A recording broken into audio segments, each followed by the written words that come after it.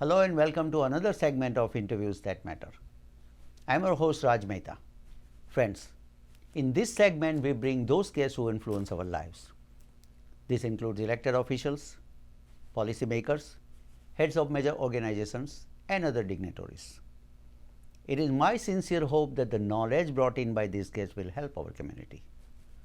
Today we have such guest. His name is Patrick Ryder and he is the Commissioner of Nassau County Police Department.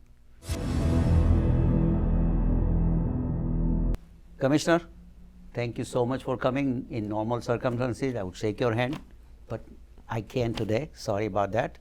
But thank you so much for taking time to come on the show. My pleasure. Yeah.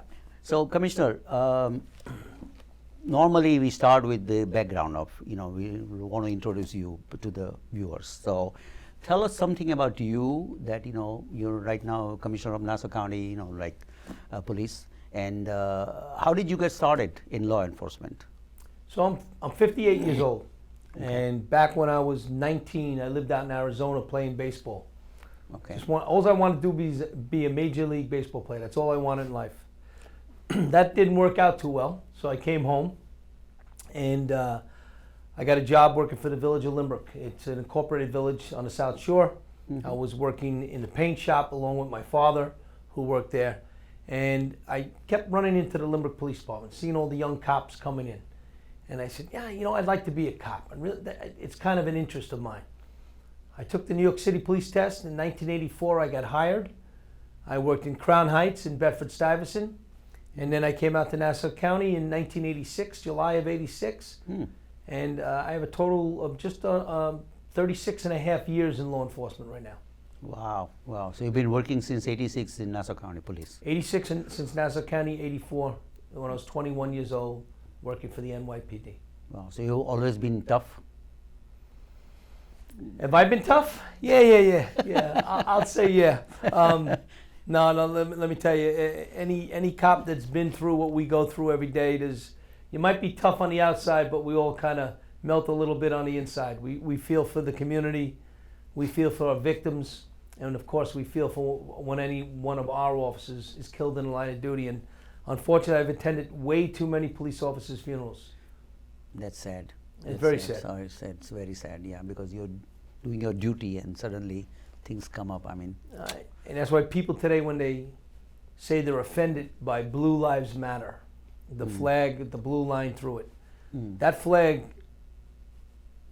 was designed and meant to honor those who died in the line of duty. Those who paid the ultimate sacrifice, sometimes for complete strangers that they don't even know. And there are now children and widows without their spouse there in that home at Christmas time and holidays and just the day-to-day routines.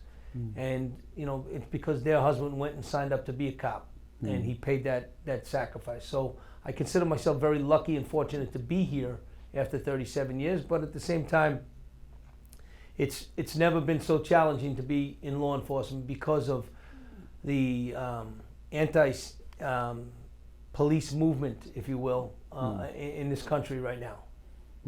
So Commissioner, since 86 you started in the Nassau County Police, right? So you started as lowest level, I believe, as a cop or what? And then you moved up to the ranks, during this period, right? So tell us about, what are your experience like from day one when you started? Obviously, you were out in the street at that time, I believe, right? When I started in the city, my first footpost was on Prospect and Nostrand Avenue. Okay. And at the time, back in the 80s, crack was booming. There was the drug of choice. A lot of violence came with the crack epidemic. A lot of burnt out businesses and housing. It was a real low in this country during the crack wars. Wow. I remember starting in Crown Heights, a very diverse community, Orthodox Jewish on one side, African American on the other side, mostly Caribbean. And it was a tough community, but again, people are people, and we tried to always deal with them. So in '86, when I came out here to Nassau, I had already been through 2.5 years of the NYPD working in both Crown Heights, and then I went to Bed-Stuy, and Bed-Stuy was the ground zero for the crack wars back then, along with other places like in Harlem and stuff. But I came out to Nassau County. I went to Westbury. I went to Plain Clothes. I then went to the Bureau of Special Operations, which I did 9 years there. Right. That's the SWAT team. We were knocking down sometimes 2 to 3 doors a night doing search warrants. Oh, yeah. Oh. And it was fun. It was exciting. I went and did a little stint with narcotics for a year, and then I came back into BSO. I made supervisor, and when I made sergeant, they moved me out to the 5th Precinct in Elmont in 1996. Okay. And I worked with a great crew of young cops. Many of those young cops today are now supervisors in our department. Some work directly for me. I learned a lot from them. They learned a lot from me. We're still good friends, and throughout the years, you make a lot of friends. Right. You know, this is our family. This is who we deal with on a daily basis. Besides my wife, I spend more time with my family at work. Right. So there's a lot to be said about the relationships in law enforcement and what you learn and grow from. And I'm fortunate to have a great career. I'm fortunate to after I made sergeant, I went to the asset forfeiture unit. It was about seizing drug money. Right. We built our first intel center after 9/11. I was down at ground zero. I was crawling through those tunnels with some of our members. And then it changed the way we police. We went through an intelligence-led policing, really trying to understand the communities you police. If you understand that community, you can Right. police that community better. Right. And then from there, I was asked to take over as a deputy commissioner, from deputy commissioner to commissioner. So deputy commissioner, you were when was it? So that was under Edmund Gano. He was the county exec. Okay. I was asked to step in as the deputy commissioner. I stepped in several months later. A commissioner at the time had a health issue and then retired. And then Mr. Magano put me in as the acting commissioner. What's up? Okay. And then in February of 2018, the county exec chose me to be her police commissioner. And I went through the legislative. I got a unanimous vote, yes. And I've been serving since. Wow. So long career, very long career, and I'm sure that you faced so many different challenges. Have you ever felt a threat to your life in this? And can you tell us something? Sure, In sure. what circumstances? When you're a cop on the street, you have fear in you. And fear is what keeps you safe. That keeps your mind sharp. But I've never been shot at. I've had dogs that attack me, and I've had fights with prisoners. I have chipped teeth. I have broken bones in my body. I've had 5 herniated discs in my body, all from rolling around with prisoners and fighting. But probably the most fear I've gotten is when we went after MS-13, and there was some threats made to my family and to my house. And I had police officers around the clock sitting in front of the house. Wow. And the fear was not so much for me as it was for my family, that they had to go through that. And my community, my neighbors. They didn't sign up to be a cop. I did. Just last week we had a protest in front of my house. Wow. So the protesters, part of the Black Lives Matter movement, loyal and peaceful protest, they showed up in front of the house and they protested. And they went on for about 2.5 hours. They left, no problems. But again, my neighbors didn't buy up for this. That was my job. I took this responsibility on. So I feel bad for the neighborhood sometimes, but at the same time, they get that extra protection in the neighborhood. My cops know where I live, and they do the right thing, and I'm always looking out for my family and I. Right. So you've never been shot, but you have always have. You made a good statement. Like fear keeps you safe. I mean, it's really like fear because you're fearing. You're more careful. That's how it is. Just in church 2 weeks ago, my priest was giving the homily, and he goes, faith, not fear. Faith, not fear. Believe in your faith and whatever that faith is. Right. And not be so worried, about everything that's going on. Don't let fear conquer us. Right. In law enforcement, we don't let fear conquer us. But what we do is let fear into our world to keep us sharp. Don't get complacent. Don't step back too far and then you step off the side of the ledge.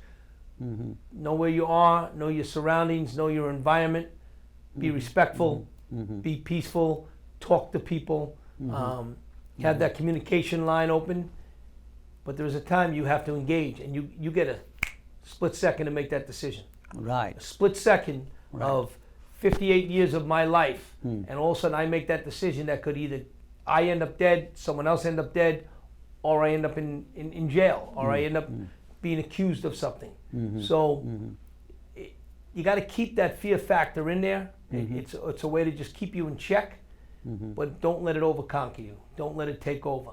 You know, faith, not fear. Believe in what your God and your ability to pray and think things through. But at the same time, keep the fear factor just a little bit to keep you sharp. I mean, true that that you have to you have to be careful. I mean, but it's your training also, right? I mean, you go through a lot of training, and everybody goes through a lot of training, and that definitely makes you more, you know what to do and when to do. Like obviously played a lot of sports in my life, and in high school, football, wrestling, and baseball. But in wrestling, you repeat the move over and over and over and over again. It's muscle memory. The muscle in that mind takes over and says, that's what you do if this happens. This is how you react. He shoots the single, you go to the sprawl. That's what a wrestler does, muscle memory. Practice how you play. In training, you must practice over and over and over, because when that gun comes out of your holster, right, it's only coming out for one reason, right, that you may have to use it. Right. Not coming out to scare somebody, not coming out to intimidate somebody, right, coming out that you now fear that there is deadly physical force about to be used against you or another, and that weapon's coming out.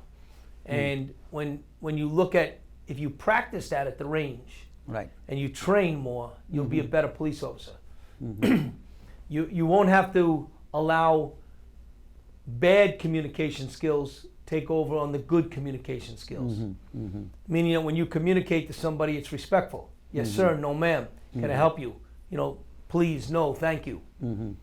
Instead of using vulgarity, instead of using strong language, because then it starts that dialogue off on the wrong foot. We got to start on the right foot and keep it going in the right direction. So we call it verbal judo. Verbal judo basically is that instead of me using hand-to-hand combat, right, I'm going to use my mouth, the gift that God gave you, right? Use that mouth to talk you out of that situation, talk that person off that ledge, put the weapon down, drop the knife, come over here, we're going to place you under arrest, but we're going to do it respectfully, we're going to be calm, we're going to slow everything down. All part of what we train in de-escalation now.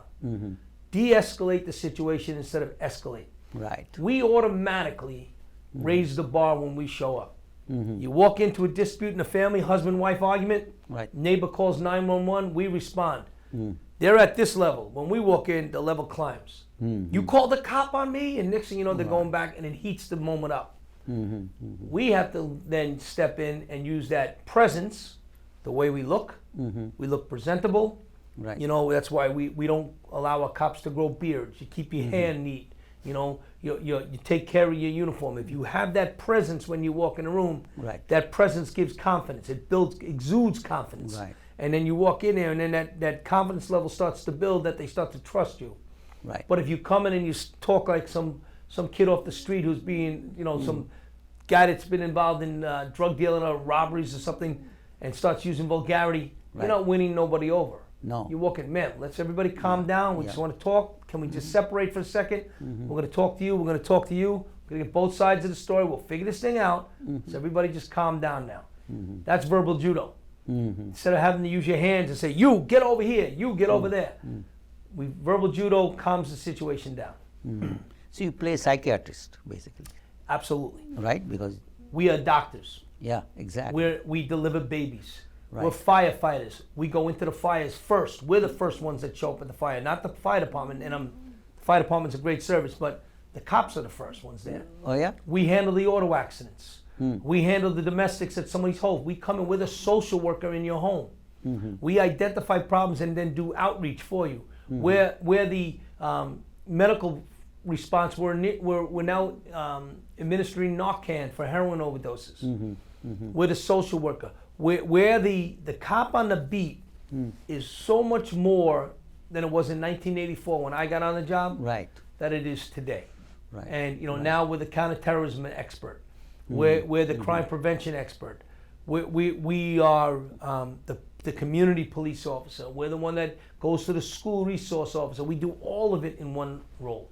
Wow. So you must have different teams, I guess, handling different things, and they're trained different ways, I believe. Mm-hmm. Right? We're all trained universally on the 7 months of the academy. We all get trained the same.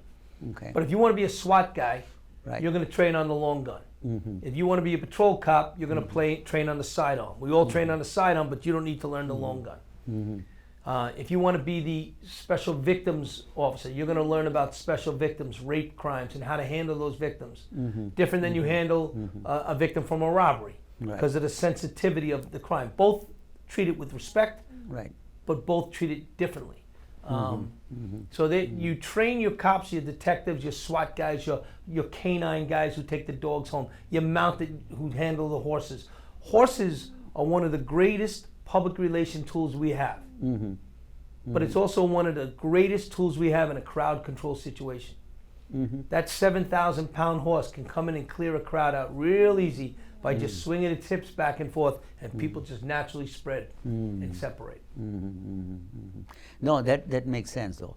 So basically, everybody gets similar training, but depending on where do you want to go, they get a special training for that particular unit. Correct. Right? Yeah. So I mean, most people, like you got training in many different ways, I guess. My whole 37 years, I got trained in money laundering. I got trained in intelligence. I got trained in counterterrorism. I got trained to get my clearance with the FBI. I got trained that I'm an instructor for the state of New York. I got trained that I teach in the academy. You have to train differently to be a teacher, an instructor. So those trainings are above and beyond being a cop. But we're all cops. We all start with that base core training. Right? Yeah.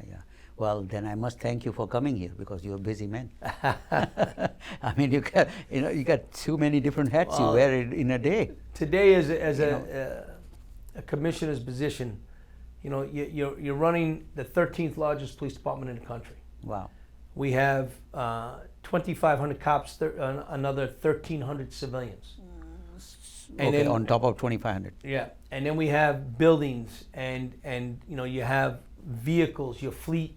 You have boats. You have 10 boats. You have 10 dogs. You have 10 horses. You have 1,500 vehicles that we have to monitor and maintain. You have the fleet service bureau. You have mechanics. You have police medics. We have our police ambulance bureau. We have crossing guards. Wow. They work all under the police department. So all of those positions have to be treated differently, but treated the same. Everybody gets treated fairly. Not everybody gets treated equally. Right. Because some in different places get treated different ways. And some deserve to be treated differently depending on what they're giving back. But when you look at the massive amount, there's 1.4 million people that live in this county. Right. There's 17 village police departments. There's 2 city police departments. There's federal agencies that come through here. There's other state agencies and, of course, county agencies. Your role is to protect and serve all of those 1.4 million equally. Your role is to take care of all the visitors that come through our county every day equally, fairly, and that's the process that we teach. Our goal, our motto is life: loyalty, integrity, fairness, excellence. Loyal to the community, loyal to the department, loyal to the membership. Integrity.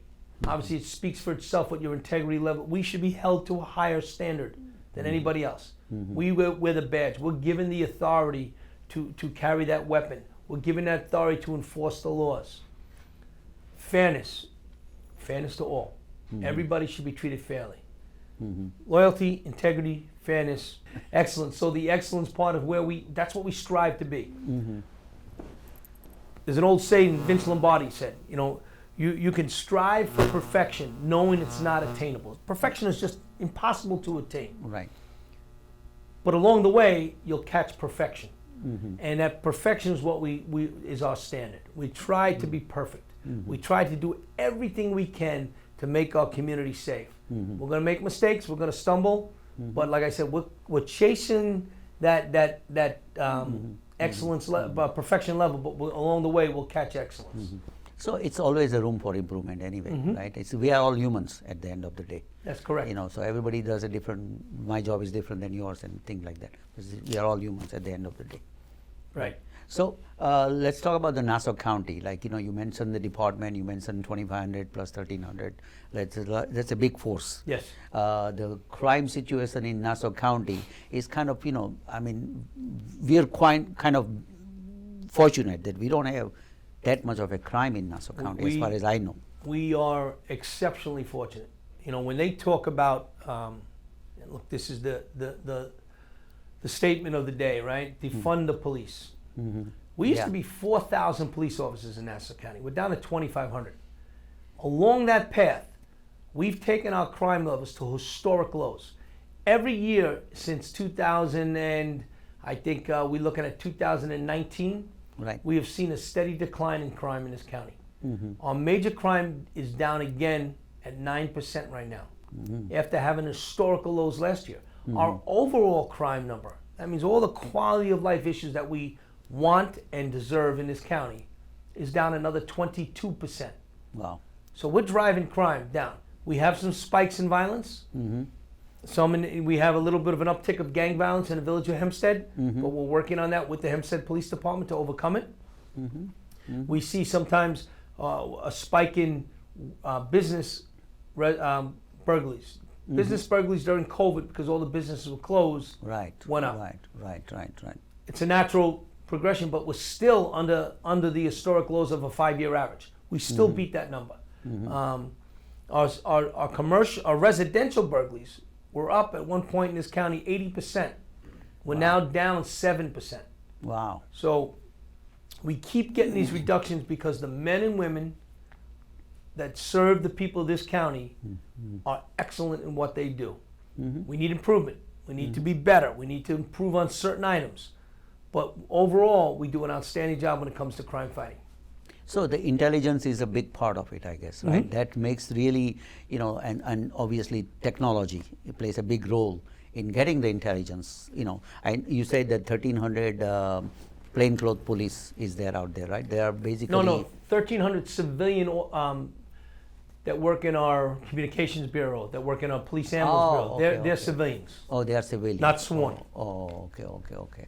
Yeah, but then you must have good technology in order to get the intels from different departments. When I first went over to asset forfeiture, right, asset forfeiture was taking the drug money from the drug dealers and allowing it to be used in law enforcement. Right.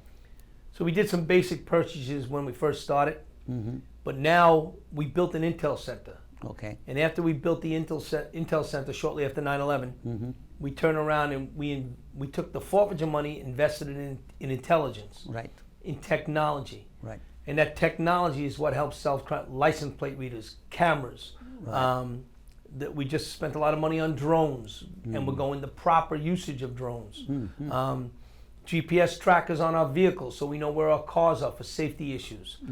Equipment and technology that our electronics bureau gets. Equipment that our police medics get to go service the patients better. So we spent a lot of money back into our police department on technology to help solve crime. Solve crime, lock up a drug dealer, I seize his money, it goes back to forfeiture. Take that forfeiture money, buy more technology, block up more drug dealers, more money, and that process keeps building. But we've been able to sustain, like I said, historical low crime numbers and keep them there. Back in 2010, the shootings in the Roosevelt and Uniondale area was about almost 400 shootings that year. Last year we had 15. The year before that, 10. The year before that, I think it was 13. So we're down here and we're sustaining it. If you throw a bunch of cops at a problem, the problem's going to go away. But you can't sustain that because the cops have to go back and do other work. So when you pull those cops out, that crime problem comes back. And then, all you're doing is displacing the crime and the crime problem comes back. So what we do is we go in, we will control the numbers, get that to where it's manageable. We'll back it up with technology, we'll back it up with intelligence, we'll pull back the resources, and it sustains itself. The growth stays there. So it's been working so far in this county phenomenal for us. Well, what you just said is very right because in the major cities of this country, the crime has gone up, and because the cops are pulling back or there's a defund the police that you just mentioned, right? I mean, there's a huge movement going on, and obviously, you know, if police is not there, then it's a free hand for a lot of people, criminals rather. Yeah, the first thing most of my community say to me, I never see a cop. I want to see more cops. People want Right. to be secure Right. in their place, Right. in their personal items. They want to have that security. They don't want to be able to fear walking down the street at night. They don't want to be able to leave their front door open and afraid somebody's going to come through and rob them. Right. In Nassau County, 98% of the cars that are broken into is because people leave them unlocked. Ah. Okay. We're trying to get people to lock their cars now. 'Cause, look, it's a low-level crime, Right. but it's intrusive to the person that becomes the victim. So let's educate them. Let's lock your cars. That'll bring that number down. But it also says to us, people feel secure in the county. That's a good message to us. Right. We had 250 protests that have come through this county. Over 40,000 people. No property damage, no violence, very few arrests, and none of my cops are hurt, and none of my cops are indicted or in trouble. That says and speaks volumes to the kind of police department we have in this county. To the men and women that serve the people of this county, we're respectful. We'll take what's being thrown at us once it's not physical, and you can throw all the verbiage at it. We'll stand by and we'll let you get what you need to get out. And then if you break the law, we will enforce the law. Yelling at me, exercising your First Amendment rights, go ahead. But remember this, when you're in trouble, you call a cop. Yep. When you need help, you call a cop. Right. When your wife goes into labor, you call a cop. You get an auto accident, you call a cop. Your house goes on fire, you call a cop. The cops call the fire department. Right. When all of these items, you call us. You need us. Right. We should always remember that we serve you. Right. You are the taxpayer, and we should be respectful. But there should be a respect level back to law enforcement. Of course. Yeah. And that's kind of lost right now. Yeah. People have, like I said, this anti-police movement, defund the police. Yeah. When there's that bumper sticker that says, stop calling them and let's see how that works out. Yeah. It never ends up good. You know, there are bad people in this world that we need to protect the good people from. Exactly. Very few. Yeah. And even fewer in Nassau County. But as a police department, we're going to do better to make sure that we serve the people better. Yeah, well, you know, obviously it makes sense. I mean, we depend on police. We depend on, because, you know, people like me, I cannot pick up the weapon. I don't know how to use it. Right. So how am I going to protect myself or my family? So obviously, you know, we depend We're an on island police. that lives surrounded by water. We're Right. surrounded by water. We have to have a Marine Bureau. Right. We have an Aviation Bureau. Right. We have to get from one side of this county to the next. It could take you hours in Right. traffic sometimes, Right. even with lights and sirens. Right. We have helicopters that can get you back and forth when we need to. Searching the waterways, water rescues. Thank God for our helicopters and aviation. Our dogs that go into the wooded areas where these guys are hiding out. These you know, just recently you heard, yesterday it was they announced this serial rapist that was indicted by the DA's office. That was because our special victims squad and our detectives went out there, investigated that crime, found this bad person, and took them off the street. Makes for a better environment. Wow. Yep. Lot of you know, responsibility on your shoulder, cop's shoulder, everybody's shoulder. It's a huge. I mean, it's not. You know, see, it's like that. People take people for granted. You guys for granted many times. Yeah. But what goes on behind the scene? That's what we're learning it now here. That how it is difficult your job is, in order to protect us. So we appreciate it. Thank you. And I go back to March when COVID rolled in, the virus rolled in. Right. Everybody stay home, self-quarantine, don't leave your homes, Right. except for cops, Yeah. except for firemen, Right. except for doctors and nurses. We Right. need you, you're essential, except for our custodial staff, Right. our communications bureau. Right. Because if my cops get sick, Right. because the environment's not healthy, I don't have my cops. So the custodial staff is an integral part of our department. Our communications bureau, our police medics, they've all been out there doing the job. We were heroes in March. We could walk on water. And then one incident in Minneapolis changed the course of our history in our country. Exactly. Changed the course the way people all are coming out. And when I say all, 95% of the community respects and their police department. Yeah, they do. And they respect their neighbors. Yep. There are some that and a good percentage of those 95% are protesting, not against us, against what happened. And we have to recognize that too. Okay, it's a First Amendment. They're very angry about what happened to George Floyd. So are we. Right. Because that cop that did what he did in Minneapolis put a stamp on all of us, and we don't own that stamp. We don't want that stamp. Right. You could take that trademark, get it out of here. Right. But there are. Then it brings up every little thing that's going on. So we need to sit back and listen. If we're not good listeners, we'll never be good communicators. But tell me one thing, like protest, you mentioned that protest is a, First Amendment, so people are allowed to protest, which is fine. I mean, I agree with you. But for 72 days, continuous protest, is it something, can a common person do that for 72 days, every day? So you can protest for 365 days a year. But going out, on the street, there's a difference. There's a peaceful protest. Right. In the beginning, right. They took over the streets, right. and they were sending us a message. Right. And it was fine, right. Because it was the right.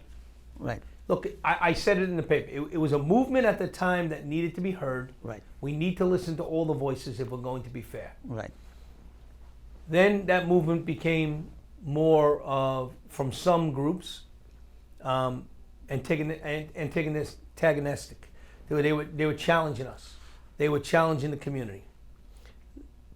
They were going after sitting down in the middle of roadways. It becomes a safety issue. It becomes a safety issue because if I got to get an ambulance through, I got to get a fire truck through. It becomes a safety issue for my officers who are trying to stop the traffic. Right. The United States Supreme Court said three things. Peaceful protests, yes. First Amendment rights, yes. You must give police time, place, and manner. What's the time of your protest? I'm going to do it for 2 hours. What's the place? I'm going to go from here to here, and I'm going to march this way. And what's the manner of the protest? Give us an idea. That time, place, and manner helps us secure the environment. Right. When you want to do a parade on Memorial Day, and you want to march down this avenue, we prepare. We put out barricades. We put out cops to keep everybody safe. Right. When you want to protest and you want to walk down the street, just give us the time, the place, and the manner. And then we'll deal with it.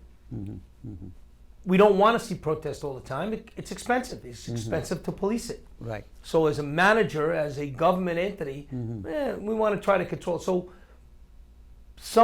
most of the protests were peaceful. Most of the protests were respectful. Right. In some manner, in the fact that they gave it. Then a lot of them were not respectful. Right. And a lot of them were not peaceful. Right. But they were not violent in Nassau County. When you protest for 76 days like they're doing in Portland, that's what I mean. Yeah. They're violent. Right. They're setting fires. They're trying to burn buildings down. Right. They're damaging police cars. Right. They beat that poor man in the street the other day. Right. No good. That's not protest. Right. That's not protest. That's Antifa. That's white supremacist. That's these anarchist type groups that are they don't want to see us to bond together. They want division. Right. And as long as they want division, they win. If we fall into that trap and cause division, they win. Right now, there's a lot of division in this country. Right. How we bring them back starts with leadership, and we do it in this county.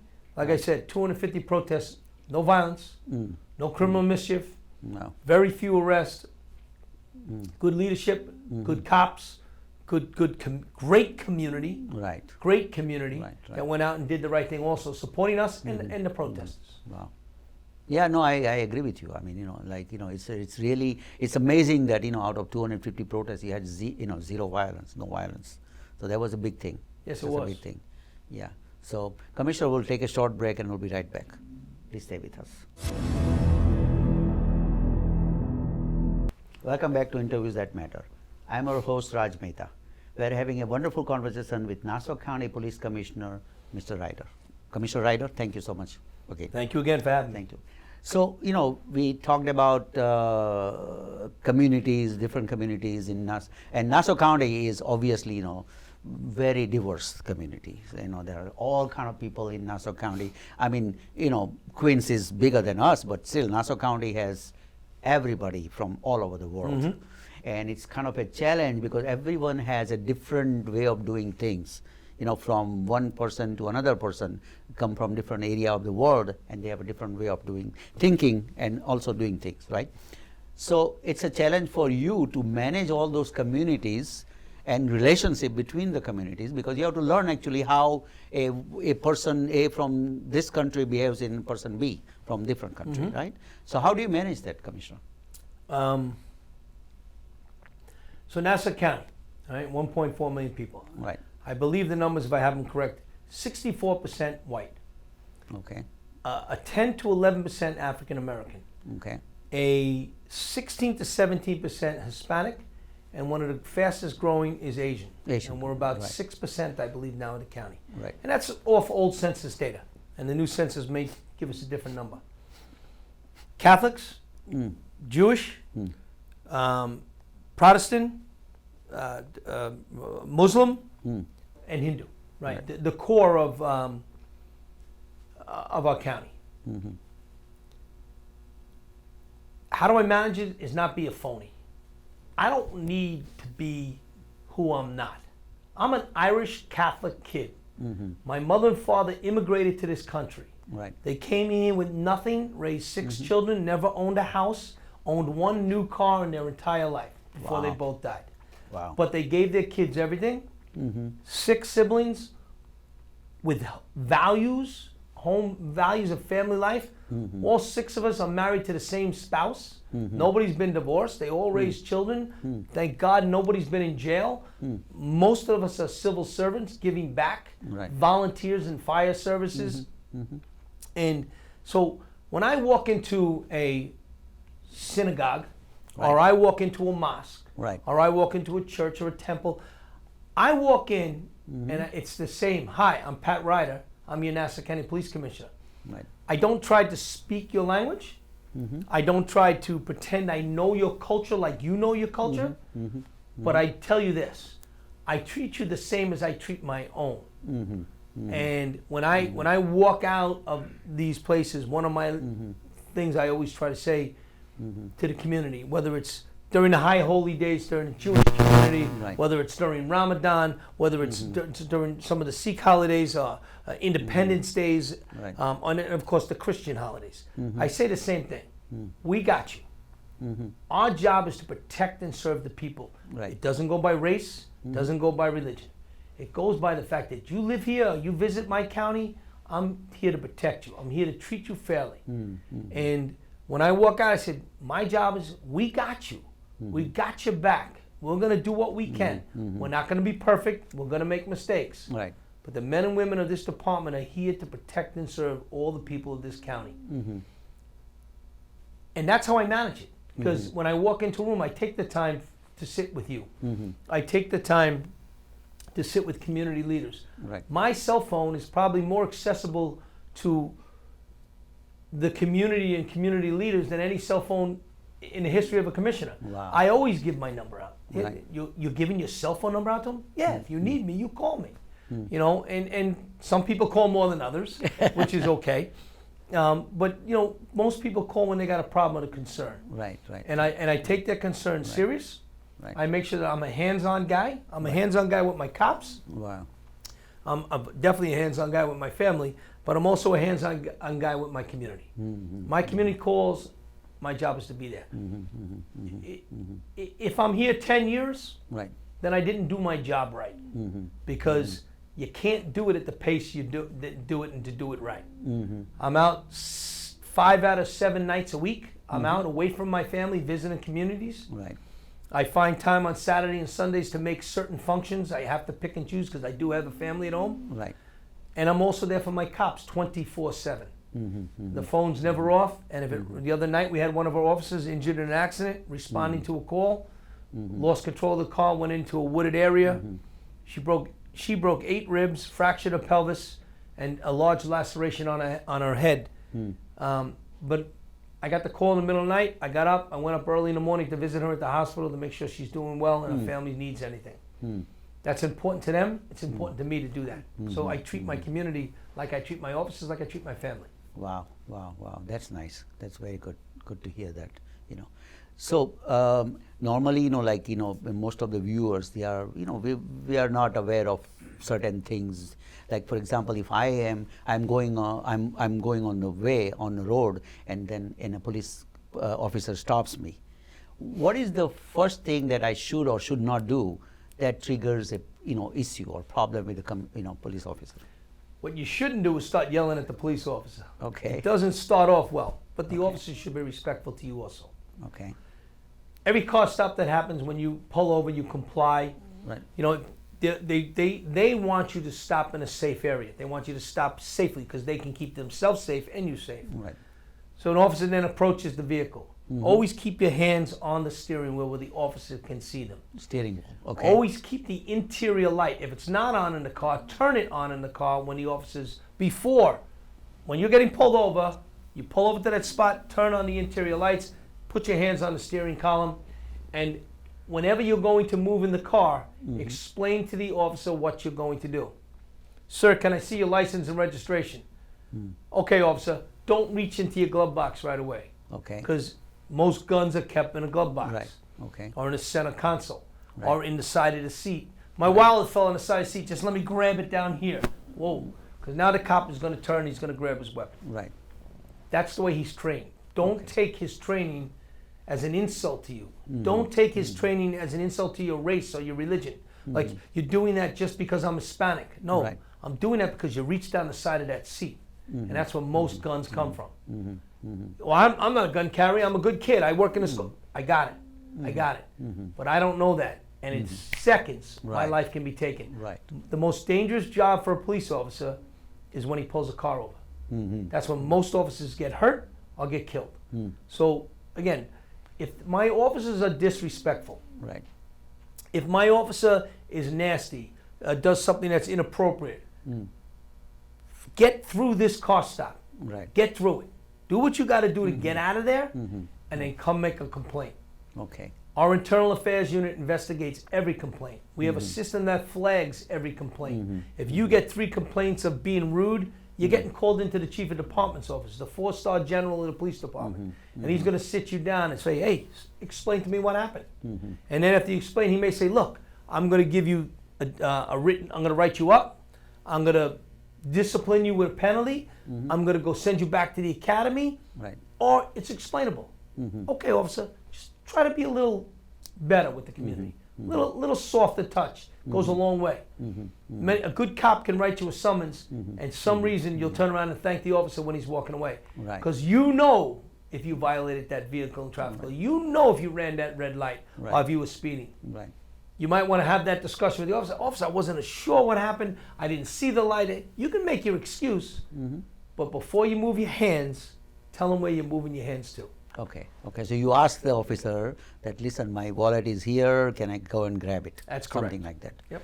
And then officer will say, okay, or whatever. Go ahead, grab your license. He may still turn. He'll blade himself towards the door, Right.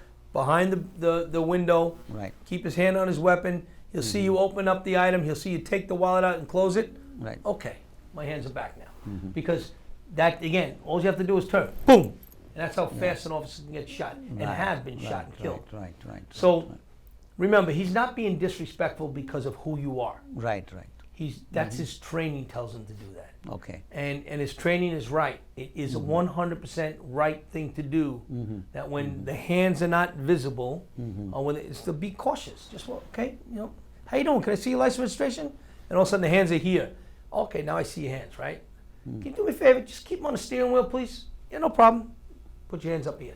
All right, I need your license registration. It's in the console. Okay, you can reach for it. I'm gonna look. I'm gonna watch.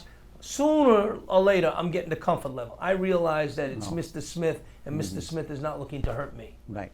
And then the dialogue starts.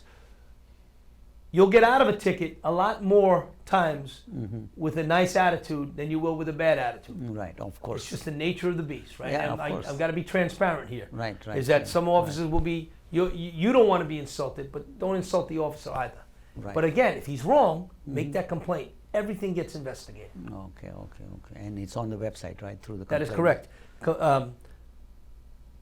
complaints or compliments. If you open up the Nassau County Police Department Actually, website, we are the one who did yes, that. on the top right-hand corner it Yes, says there, yes. complaints or compliments. Right.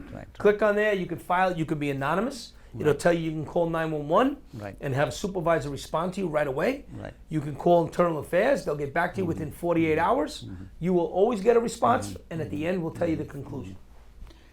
So where do you, like, okay, so that's a good to, that's a good knowledge for the people, viewers, to what to do and what not to do. So, you deal with many different police departments, different, like villages and, like you just mentioned, Hempstead, police, right? So there, where your responsibility stops and theirs start, something like that. Do you always have to kind of be concerned about that? So of the 18 villages in the 2 cities, they patrol their streets. We don't patrol them. You don't see a marked car driving around the village of Hempstead, unless they're driving through going to court. Okay. But when a major crime happens, Right. they call in our detectives. Okay. When a major crime scene, our crime scene unit. Right. Homicide. Searches, canine. Protest, horses, our horses. So we carry all the big toys. Okay. And when they're asked to come in, we give them. Okay. It's part of what the village pays in what's called headquarters tax. Right. And then our narcotics unit supports all the villages. Our emergency service unit. Our Bureau of Special Operations. Really, a village police department is there for the patrol factor, and again for the needs of their community, their constituents. Right. They're paying for that extra service that they want, Right. and they should get it from their village police department. Okay. So then whenever there's a big thing comes up, they call you guys. Yeah, and NCPD. we get along like that. Oh, good. All the village chiefs and commissioners and the Right. cities, Right. we all have a great relationship. There's no ego. Nobody's bigger than the other. That's a good We're thing. working together as a team. Yep. I'm very honored that the fact that they'll walk up and call me commissioner, but I'll see, hey, John, how are you? And he'll say, hey, commissioner. They have a respect for what my responsibility is, Right. but at the end of the day, we are equals. We are equals in a lot of different ways. How do you balance your life between your family and in policing? Yeah. I've had a great upbringing. If you asked me earlier, before we got on the air, who my mentor is in life, it's my father. Right. My father worked 2 jobs his whole life as an immigrant, came here, raised his family, gave us good values. You take those values, that hard work. Right. You don't have to be the smartest guy in the room. You Right. just have to be the hardest working guy in the room. Right. And that person will always succeed. My work ethic, the time I balance with my family, I make sure I'm there for my kids' games. Right. I make sure that the events that I can get to, I get to. But I've been pulled away.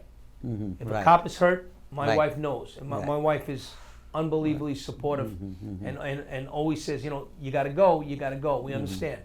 She'll call me, when are you coming back? If it's a family barbecue or something. Right. But I get out, I spend the time with my children, I value the time with my children, and I sleep very little.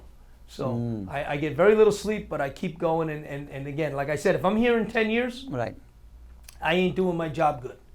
Because you can't keep up the pace. Right. You have to be involved.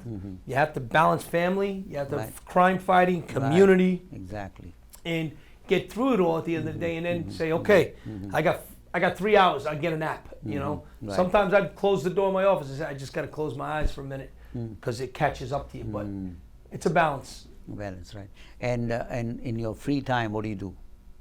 My free time. So I love playing golf. Okay. I've only played it 3 times this year. Oh. To give you an example. Right. I play softball on Monday nights with my guys from the police department. Right. I hang out with, I'm big into, I like to walk, I like to bike ride, I like to exercise. So that keeps my energy level up. Right. And then just a cold beer with a good friend is always a good thing too. Well, we have a cold beer here. You got it. You got it. Yeah. But I really appreciate your time today. Thank you, and thank you to the community for supporting us. Yeah. Thank you for joining us today. If you have any questions, comments, you can email me at rajmitv@gmail.com.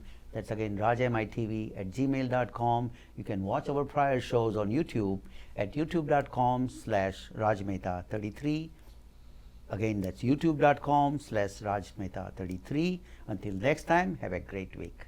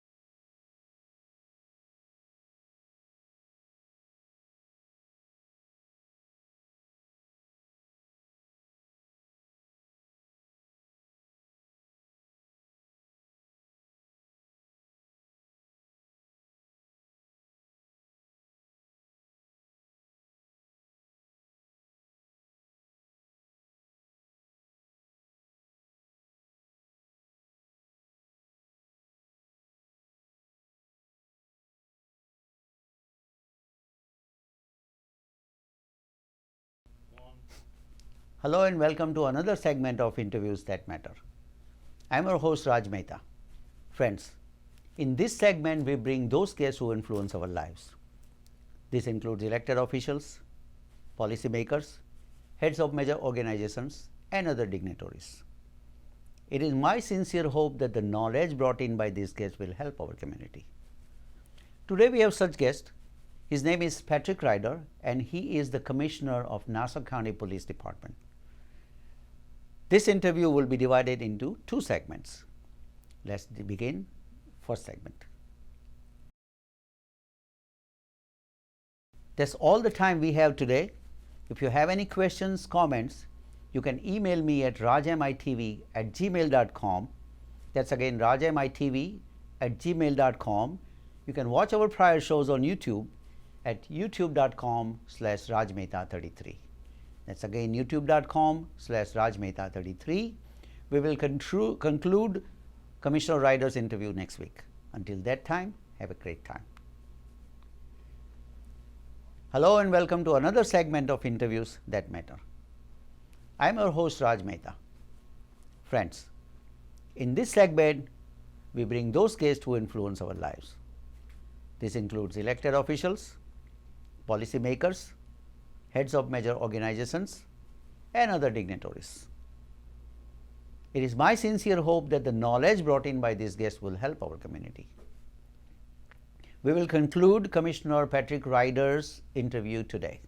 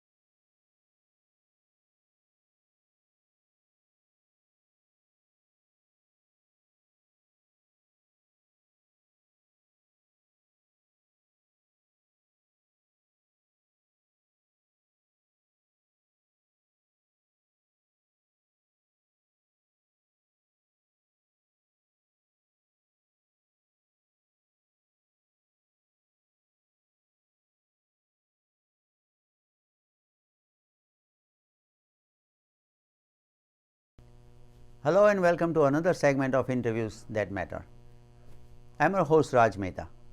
Friends, in this segment we bring those guests who influence our lives. This includes elected officials, policy makers, heads of major organizations and other dignitaries. It is my sincere hope that the knowledge brought in by these guests will help our community. Today we have such guests. Today we have Guruji as our guest. His name is Guruji Fulchand Shastri.